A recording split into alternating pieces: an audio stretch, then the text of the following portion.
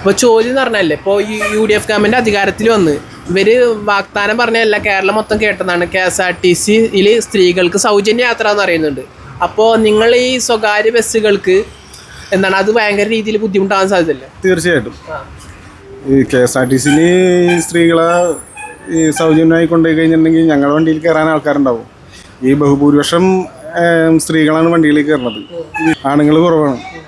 ഇങ്ങനെ ഒരു തീരുമാനം കൊണ്ടുവന്നു കഴിഞ്ഞാൽ സ്വകാര്യ ബസ് മേഖല സ്തംഭിച്ചു പോകാൻ സാധ്യത തീർച്ചയായിട്ടും സ്തംഭിച്ചു പോകും. ഇപ്പം ഞങ്ങളെ പോലുള്ളവർക്കും അത് ശരിക്കും ബാധിക്കും. അപ്പം ഇത് ശരിയായൊരു തീരുമാനമാണെന്ന് തോന്നണില്ല. നിങ്ങളെ വരുമാനം എന്താണ് കുറയാനോ? തീർച്ചയായിട്ടും ഇപ്പം വണ്ടിക്ക് വരുമാനം ഉണ്ടായാലേ നമുക്ക് വരുമാനം ഉണ്ടാവുള്ളൂ. അല്ല, അപ്പോൾ ഇത് കാണുന്നുണ്ട് ഗവൺമെൻറ്റിൻ്റെ അധികാരികൾ, ഇത് കാണുന്നുണ്ട്, അവരോട് എന്താ പറയാനുള്ളത്? അത് പറയാനുള്ളതെന്ന് പറഞ്ഞു കഴിഞ്ഞിട്ടുണ്ടെങ്കിൽ വാഗ്ദാനങ്ങൾ പറയുമ്പോൾ നോക്കിയും കണ്ടും പറയുക, മറ്റുള്ളവർക്ക് ബുദ്ധിമുട്ടാവാത്ത രീതിയിലുള്ള വാഗ്ദാനങ്ങൾ, പിന്നെ പറഞ്ഞ വാഗ്ദാനങ്ങൾ പാലിക്കപ്പെടാനും ശ്രമിക്കുക.